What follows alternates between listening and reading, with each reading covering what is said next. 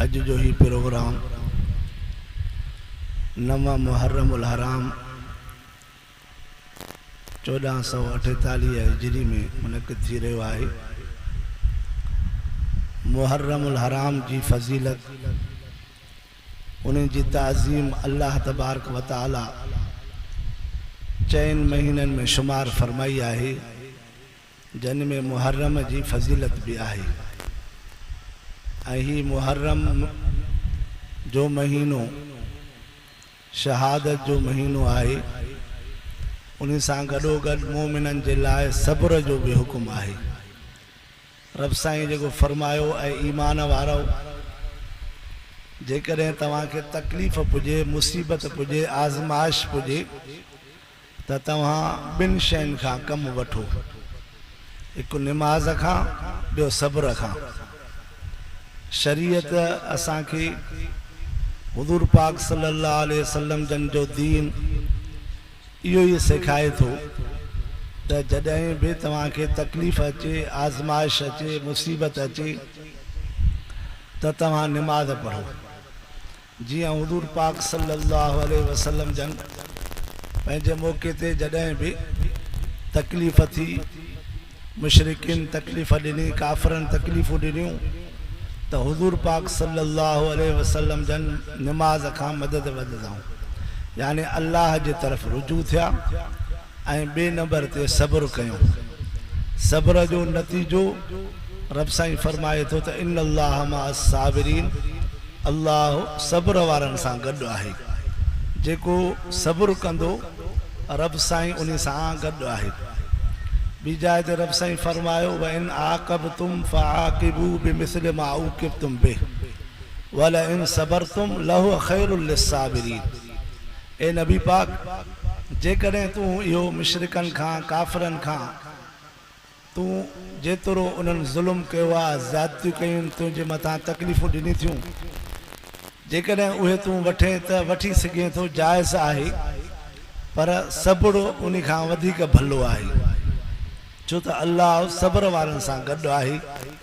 उन जे करे सब्र जो फल ॾाढो मिठो आहे। हाली त बर्दाश्त करणु वॾो मसइलो हूंदो आहे। मुसीबत जे वक़्त में सब्र करणु, पंहिंजे जज़्बात खे क़ाबू रहणु, इहा वॾी शइ आहे। हदीस पाक में अचे थो त हुज़ूर पाक सल्लल्लाहु अलैहि वसल्लम जन फरमायो, जेको मसाइब में, तकलीफ़ुनि में, आज़माइशुनि में सब्र करे थो, इहो वध में वध आला दर्जो उन सब्र जो इहो ई आहे, जेको मसाइब में, तकलीफ़ुनि में, आज़माइश में सब्र करे थो पियो। ऐं हीउ मुहर्रम जो महीनो त सब्र जे नतीजे करे अल्लाह साईं हुन में कई वाक़ियात ॾिना आहिनि। इन 10 मुहर्रम जे ॾींहं ते अल्लाह तबारक व तआला आसमान पैदा कया। इन 10 मुहर्रम जे ॾींहं ते अल्लाह तबारक व तआला लोहे कलम महफ़ूज़ कयो। ऐं इन 10 मुहर्रम जे ॾींहं ते हज़रत आदम अलैहिस्सलाम जी पैदाइश थी, जेको तव्हां या असांजो सभिनी जो ॾाढो आहे, जंहिंखां इंसाननि जी पैदाइश उहा बि 10 मुहर्रम जे ॾींहं ते थिए थी। ऐं हज़रत आदम अलैहिस्सलाम खे जन्नत में दाख़िल कयो वियो, इहो बि 10 मुहर्रम जो ॾींहुं हुयो। ऐं हज़रत आदम अलैहिस्सलाम के जॾहिं दुनिया में थोड़ी लग़्ज़श जे करे तकलीफ़ आई, जॾहिं तौबा क़बूल थी, इहो बि 10 मुहर्रम जो ॾींहुं थियो। हज़रत इब्राहिम अलैहिस्सलाम जी विलादत 10 मुहर्रम जे ॾींहुं आई। ऐं हज़रत इब्राहिम अलैहिस्सलाम खे निमरूद खां आज़ादी मिली, बाहि खां जेको कढियो वियो, उहो बि 10 मुहर्रम जो ॾींहुं हुयो। यानी जॾहिं निमरूद उन वक़्तु मुशरिकनि जेके बि हुया, बुतनि जी पूॼा कंदा, बुत ठाहे, पथरनि जा, काठनि जा ठाहे, घड़े करे उन्हनि खे पंहिंजो माबूद सम्झंदा हुया।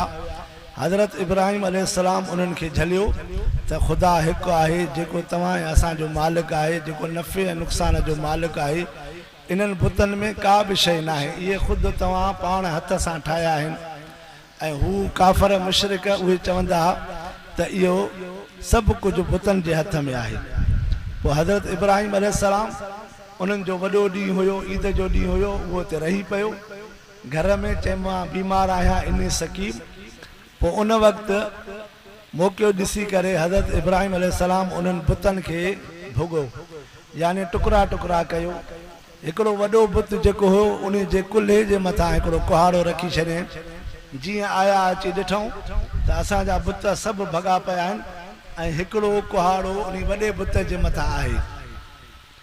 जॾहिं उन्हनि ॾिठो त ही इब्राहिम जो कमु आहे जेको असांखे झलींदो हो बुतनि जी इबादत खां, उन्हीअ जे करे पोइ उन निमरूद हज़रत इब्राहिम अलैहिस्सलाम खे तकलीफ़ ॾियण जे लाइ हिकिड़ो बाहि जो आड़ा ठारायईं, वॾो बाहि गॾु कयईं, काठियूं गॾु करे बाहि ठाहे पोइ उन्हीअ में खांबाणी या मंजनील उन्हीअ सां हज़रत इब्राहिम अलैहिस्सलाम खे उन्हीअ में अंदरि सटियो।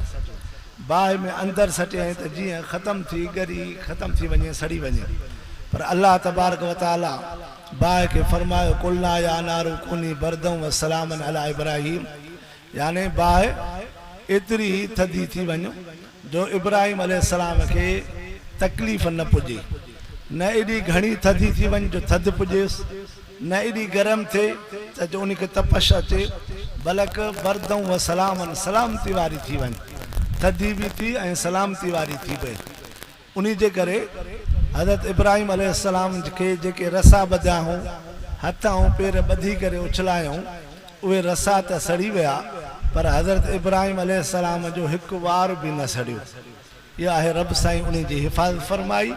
ऐं हज़रत इब्राहिम अलैहिस्सलाम उन मौक़े ते वज़ीफ़ो पढ़े हस्बुनल्लाहु व निअमल वकील, हस्बुनल्लाहु व निअमल वकील।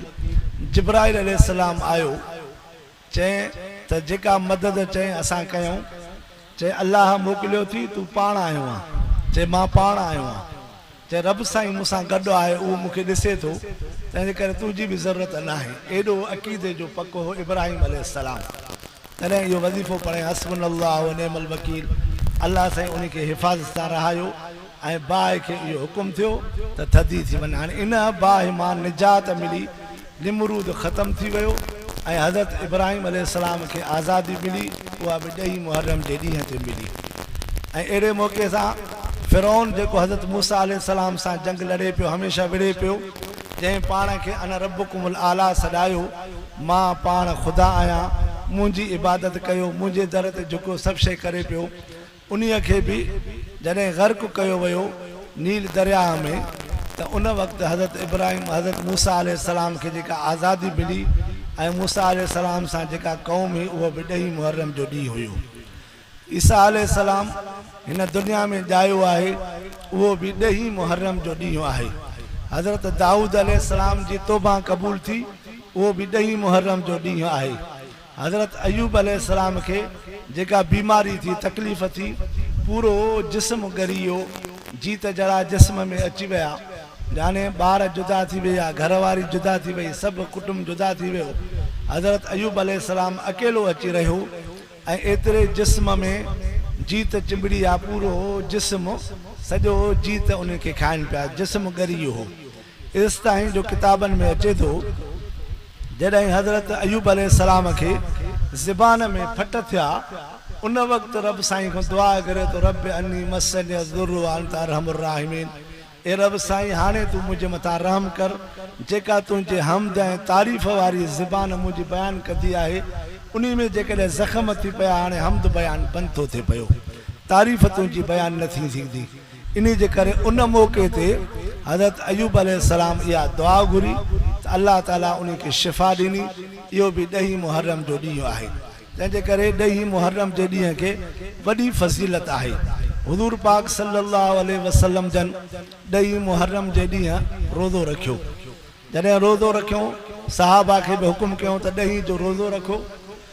पोइ सहाबिन चयो त साईं असां त रोज़ो रखूं, पर इन ॾींहं ते यहूदी ऐं ईसाई उहे बि ताज़ीमी रोज़ो रखंदा आहिनि, छो त यहूदियुनि खे हज़रत मूसा अलैहिस्सलाम खे फ़िरौन खां निजात मिली, उहा इहा 2 मुहर्रम जे ॾींहुं, उन जे करे उहे बि ताज़ीम कंदा आहिनि। ईसा अलैहिस्सलाम हिन दुनिया में आयो, उन जो ॼाइण जो ॾींहुं आहे 2 मुहर्रम, उहे बि रोज़ो रखंदा आहिनि। त हुज़ूर पाक सल्लल्लाहु अलैहि वसल्लम जन फरमायो, आइंदा साल इंशा अल्लाह असां 9, 10 या 10, 11 रोज़ो रखंदासीं, यानी ही सिर्फ़ु हिकिड़ो ॾहीं जो रखनि था त असां नाई ऐं ॾहीं गॾु रखंदासीं या ॾहीं ऐं यारहीं रखंदासीं। ऐं ईंदड़ साल हुज़ूर पाक सल्लल्लाहु अलैहि वसल्लम ॾहीं मुहर्रम खां अॻु में वफ़ात करे आहिनि। यानी जेकॾहिं हुजनि हा त इहो रोज़ो रखनि हा। उन जे करे उलमा इकराम लिखियो आहे त 9, 10 या 10, 11 इन खे रोज़ो माना 2 रोज़ा रखजनि। रमज़ान शरीफ़ जे फ़र्ज़ जे रोज़नि खां बाद में वधि फज़ीलत जेका आहे इहा हिन 2 रोज़नि जी मुहर्रम जे महीननि जी 2 रोज़नि जी फज़ीलत आहे। ऐं हदीस पाक में अचे थो हुज़ूर पाक सल्लल्लाहु अलैहि वसल्लम जन फरमायो, हज़रत पीरान पीर सैयदना अब्दुल कादिर जिलानी रज़ी अल्लाह ताला अन्हु फरमाए थो, गुनियत तालिबीन में लिखियो अथई जेको 10 मुहर्रम जे ॾींहुं 4 रकात नफ़िल पढ़ंदो त उन्हीअ जा 50 साल जा अॻियां गुनाह ऐं 50 साल जा पोयां गुनाह यानी 100 साल जा गुनाह माफ़ थी वेंदा। उहे 4 रकात हुज़ूर पाक सल्लल्लाहु अलैहि वसल्लम जन उन तरतीब सां रखियूं। अलहम्द शरीफ़ खां बाद में 50 दफ़ो हिक रकात में, हर रकात में यानी 50 दफ़ो, पहिरीं रकात में बि 50, ॿी रकात में बि 50, टी रकात में बि 50, चौथी में बि 50। जेको इहो नफ़िल पढ़े थो पियो 10 मुहर्रम जे ॾींहुं अल्लाह ताला उन खे 100 साल जा गुनाह माफ़ फरमाए थो। यानी यकीनी तरह सां ऐं अल्लाह ताला हज़ार अहिड़ी नूर जूं महलात तैयार करे थो जेके बहिश्त में तैयार थियनि थियूं इन नफ़िल जी पढ़ण जी बरकत सां। तंहिंजे करे हिन 10 मुहर्रम जे ॾींहुं वॾी फज़ीलत आहे ऐं सहाबा इकराम इन फज़ीलत खे सम्झी जेकॾहिं हुज़ूर पाक सल्लल्लाहु अलैहि वसल्लम जन मातम करनि हा ऐं उन खां बाद में ॾुख ऐं सदमो करनि हा जेको आम करनि था पिया त वधि में वधि जेका तकलीफ़ आई हुज़ूर पाक सल्लल्लाहु अलैहि वसल्लम जन खे सैयद शुहदा हज़रत हमज़ा रज़ी अल्लाह ताला अन्हु जेको हुज़ूर पाक सल्लल्लाहु अलैहि वसल्लम जो चाचो हो जंहिंखे शहीद करे उन खां बाद में उन जूं अखियूं कढी वियूं, उन जो नकु कपे वियो, उन जा चप कपाया विया, ज़बान कपी वई, दिलि कढी वई, आंड्रा कढिया विया, यानी उन जे लाश सां तज़रील कई वई। ऐं हुज़ूर पाक सल्लल्लाहु अलैहि वसल्लम जन इहो लाश पाण ॾिठो, इन जो हज़रत हमज़ा शहीद जो पाण जसद मुबारक पाण ॾिठो ऐं उन्हनि खे उन मौक़े ते हुज़ूर पाक सल्लल्लाहु अलैहि वसल्लम जन खे ॾाढी तकलीफ़ हुई, सदमो हुयो। पर जेकॾहिं ॾुख मल्हाइनि हा, मातम करनि हा त इहो वधि में वधि पहिरियों शहीद आहे जेको इस्लाम जी जंग में शहीद थिए थो, जंग बदर में। यानी उन जे करे शुहदा जी फज़ीलत पंहिंजी जाइ ते आहे। तंहिंजे करे रब साईं जेको फरमाए थो वला तक़तुलू, यानी तव्हां उन्हनि खे मुअल न चओ, इहे ज़िंदा आहिनि पर तव्हांखे सम्झ न आहे। वला तशउरून, यानी तव्हां सम्झी नथा सघो। जीअं इंसान माउ जे पेट में आहे उते उन खे रिज़्क मिले थो, उते उहा जॻह अथसि, थोरी जॻह हे सभु शइ आहे, तॾहिं बि उहो इंसान उते ख़ुशि आहे, ॿार उते ख़ुशि आहे। ईअं न आहे त ॿार चवे थो मूंखे तकलीफ़ आहे, जॻह थोरी आहे, मूंखे रिज़्क नथो मिले, मूंखे हीअ तंगी आहे। उहो हिकिड़ो जहान, हिकिड़ो सोढ़ो जहान आहे, तॾहिं बि उते ॿार उहो ख़ुशि आहे। वरी उन खां बाद में जॾहिं हिन जहान में आयो, हीउ जहान अञा अजीब आहे, वॾो आहे, जेतिरो घुमे फिरे अञा वधीक आहे। अहिड़े नमूने सां अॻियो जहान जेको जन्नत जो आहे उहो हिन जहान खां बि कई हिसा मथे आहे, वधीक आहे, जो इंसान जो अकुलो, इंसान जी अखि या इंसान जो फ़हम उहो अहिड़ी शइ तयारु ई नथो करे सघे जेका अहिड़ी शइ हुजे, यानी उन जे ज़हन में अहिड़ी शइ नथी अचे जेका इहा आहे। तंहिंजे करे हुज़ूर पाक सल्लल्लाहु अलैहि वसल्लम जन हज़रत हमज़ा जो मातम न कयो, ॾुख न कयो। पाण सल्लल्लाहु अलैहि वसल्लम मना कई त जेको बि फौत थिए सिर्फ़ु 3 ॾींहंनि जे लाइ, हदीस पाक में आहे त 3 ॾींहंनि जे लाइ तॾो रखणु जाइज़ आहे। ऐं जेकॾहिं उन जी घर वारी आहे उन खे 4 महीना 10 ॾींहं इद्दत विहणु जाइज़ आहे, ॾुख आहे।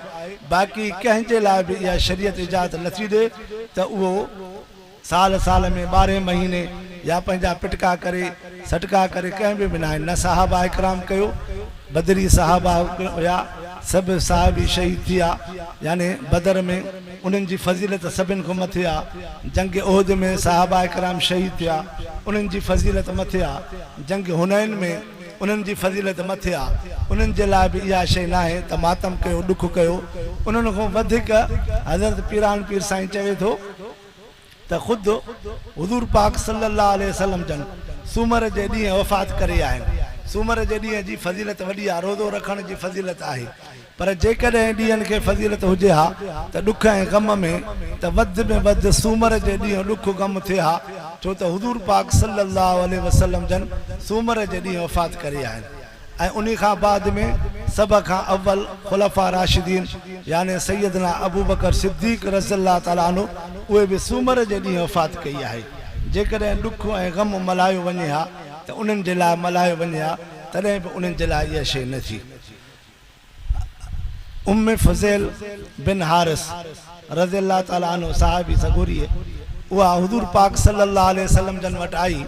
हुज़ूर पाक सल्लल्लाहु अलैहि वसल्लम जन खे चइसे मां ख़्वाब लधो आहे, ॾाढो ॾुखियो, ॾाढो ख़तरनाक ख़्वाब लधो आहे। उन जेके हुज़ूर सल्लल्लाहु अलैहि वसल्लम फरमायो ख़्वाब ॿुधाए, पाण चए त ॾाढो ॾुखियो ख़्वाब आहे।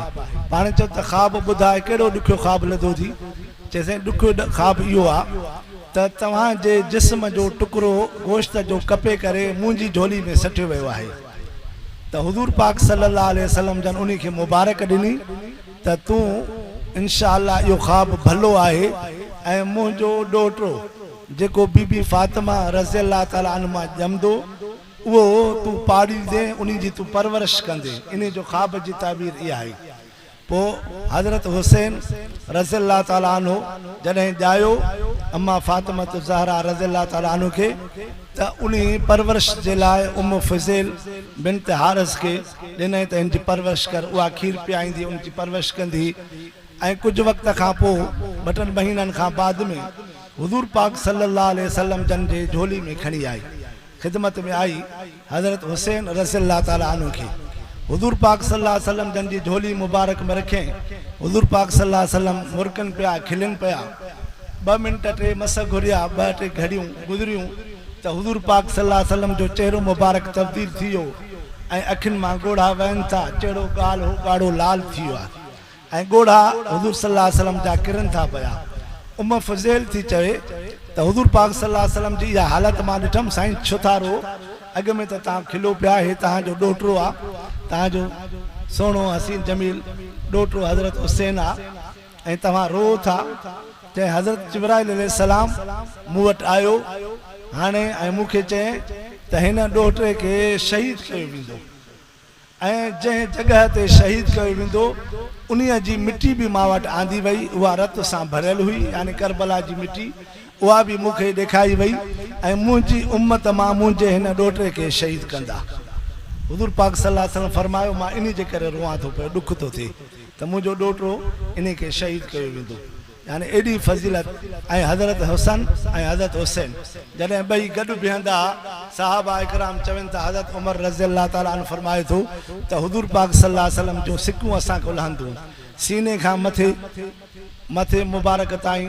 हज़रत हसन हुज़ूर पाक सल्लल्लाहु अलैहि वसल्लम जे मुशाबे हुयो, यानी हज़रत हसन हुज़ूर पाक सल्लल्लाहु अलैहि वसल्लम जे मुंहुं मुबारक वांगुरु, यानी जीअं अखियूं हुज़ूर पाक सल्लल्लाहु अलैहि वसल्लम जूं, जीअं हज़रत हसन जूं, जीअं नक मुबारक हुज़ूर पाक सल्लल्लाहु अलैहि वसल्लम जो, तीअं हज़रत हसन जो, जीअं वात मुबारक ज़बान मुबारक ईअं हसन जो, जीअं चेहरो मुबारक ईअं ई हसन जो, जीअं कुल्हा मुबारक हुया ईअं ई हसन जा, जीअं हथ मुबारक ईअं ई हसन जा। ऐं हेठों दड़ो वरी हज़रत हुसैन रज़ियल्लाहु ताला अन्हु वांगुरु हुयो। हज़रत अली रज़ियल्लाहु ताला अन्हु फरमाए थो हेठों दड़ो जंघा हुज़ूर पाक सल्लल्लाहु अलैहि वसल्लम जन वांगुरु ऐं पेर हुज़ूर पाक सल्लल्लाहु अलैहि वसल्लम वांगुरु, पेरनि जूं आङुरियूं उहे बि हुज़ूर पाक सल्लल्लाहु अलैहि वसल्लम वांगुरु। जॾहिं गॾु ॿई साहबी बीहंदा हुआ हज़रत हुसैन ऐं हज़रत हसन त सभु साहबी उनखे ॾिसंदा त हुज़ूर पाक सल्लल्लाहु अलैहि वसल्लम जन बीठा आहिनि साम्हूं। यानी एॾी सूरत सीरत सुहिणी हुई जो ॼण हुज़ूर पाक सल्लल्लाहु अलैहि वसल्लम बीठा आहिनि। इहो आहे शान इन्हनि अंबिया अलैहिस्सलाम जो। तंहिंजे करे असांखे शरीयत उहो हुकुम ॾिनो आहे, असांखे हुज़ूर पाक सल्लल्लाहु अलैहि वसल्लम उहो हुकुम ॾियनि था जेके उहे कम कयो जेके शरीयत में जाइज़ आहिनि। पर उन्हनि कमनि खां हुज़ूर पाक सल्लल्लाहु अलैहि वसल्लम उन्हनि रीतनि रस्मनि खां मना फरमाई आहे जंहिंखां हुज़ूर पाक सल्लल्लाहु अलैहि वसल्लम या शरीयत मना थी करे। तंहिंजे करे असांजो उथणु वेहणु, शादी हुजे ग़मी हुजे, जेका बि प्रोग्राम हुजनि, सभु शइ हुजे, मोतिया फोतिया, इहा सभु असांजी शरीयत जे मुताबिक़ हूंदी त त पोइ असां मुस्लमान बि सॾायूं। जॾहिं असां कलमो पढ़ियोसीं ला इलाहा इल्लल्लाह मुहम्मद रसूलुल्लाह सल्लल्लाहु अलैहि वसल्लम, हाणे असां कलमे जे कोट में अची वियासीं। हाणे असां ते दीन जा आकाम जेके बि आहिनि फ़र्ज़ु थी विया, जेके बि आकाम जेके अमल करणा आहिनि उहे असांजे मथां फ़र्ज़ु थी विया। जन कमनि खां शरीयत रोके थी उन्हनि कमनि खां हाणे इंसानु रुकिजी वञे। तंहिंजे करे कलमे में इहे ॿई शयूं अची वियूं। तंहिंजे करे असां कलमो पढ़ी मुस्लमान थियासीं। हाणे असांजी निजात जो दारो मदार आहे हुज़ूर पाक सल्लल्लाहु अलैहि वसल्लम जे तरीक़े में, उन जे सुन्नत में, उन जी इताअत ऐं फर्मा बरदारी में। तंहिंजे करे रब साईं फरमायो कुल अतीउल्लाह व अतीउ रसूल, अल्लाह ऐं नबीअ जी इताअत कयो, फर्मा बरदारी कयो त पोइ तव्हां कामयाबु आहियो। पर जेकॾहिं तव्हां अल्लाह ऐं नबीअ जे हुकुम जे उबतड़ हलंदव त पोइ तव्हां इनकारी थियो, पोइ काफ़र थियो, पोइ तव्हांजो रस्तो जहन्नम वारो रस्तो थींदो, तव्हांजो हुज़ूर पाक सल्लल्लाहु अलैहि वसल्लम वारो रस्तो न थींदो। तंहिं करे दुआ आहे त अल्लाह ताला उस्ताद अब्दुल रज़ाक साहब जी मग़फ़रत बि अता फ़रमाए। नेक साले बानो हो, आलिमनि सां सोबत कंदड़ बानो हो ऐं अल्लाह सां हुन जी दर्जात जी बुलंदी बि अता फ़रमाए। हिन जलसे में वॾी ख़िदमत कंदो हो ऐं हीअ जलसे जी शुरूआत, दीन जी शुरूआत मौलाना उस्ताद अब्दुल रज़ाक साहब कई, उन सां गॾु साथियुनि ॿियनि कई, जन बि हाणनि पोयनि कई आहे। अल्लाह साईं उन्हनि खे बि सही अजुर अता फ़रमाए। जेके बि ख़िदमत करनि था, जन बि ख़िदमत कई आहे, जन पंहिंजा इख़राजात ॾिना, पंहिंजो वक़्तु ॾिनो, सभु क़बूल आहे दीन जी ख़िदमत में। दुआ आहे त अल्लाह ताला तव्हां असांजो हिते विहण बि क़बूल फ़रमाए। जेको उलमा इकराम चयो उन जे मथां सही नमूने सां अमल जी बि तौफ़ीक़ बख़्शे। व आख़िर दावाना अनिल हम्दुलिल्लाहि रब्बिल आलमीन।